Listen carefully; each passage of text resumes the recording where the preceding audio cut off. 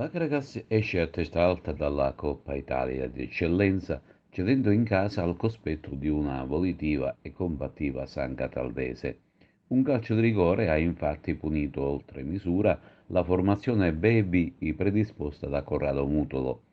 Una gara spigolosa, con scontri al limite del regolamento, interrotta più volte. Nel primo tempo si registrano le azioni degne di nota. Al ventunesimo, un difensore biancazzurro travolge Santiago della San Cataldese che cade in aria.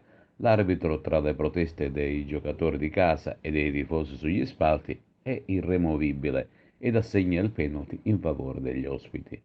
Dal dischetto trasforma Campanaro. I giovani di casa non ci stanno, fraseggiano velocemente ma non riescono a concludere. Al 45esimo Caronio, imbeccato in aria da biondo, non riesce a colpire svirgolando il pallone. Nel secondo tempo la San Cataldese cambia uomini ed anche atteggiamento, badando principalmente a non prenderle. Corrado Mutolo vuole uscire dal rettangolo di gioco almeno con un pari, per cui manda in campo Procida, Treppiedi, Pirrone, Incardona e la squadra reagisce bene, rendendosi pericolosa in più occasioni. All'84esimo un forte tiro di Sant'Angelo sembra destinato in fondo al sacco, ma Di Marco riesce a salvare sulla linea. Non succederà più nulla sino alla fine.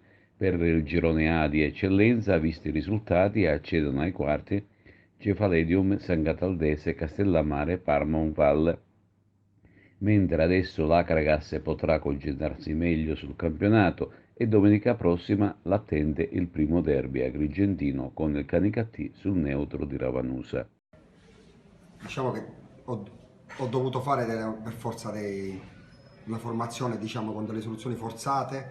È servito per vedere all'opera qualche ragazzo che ha giocato meno, perché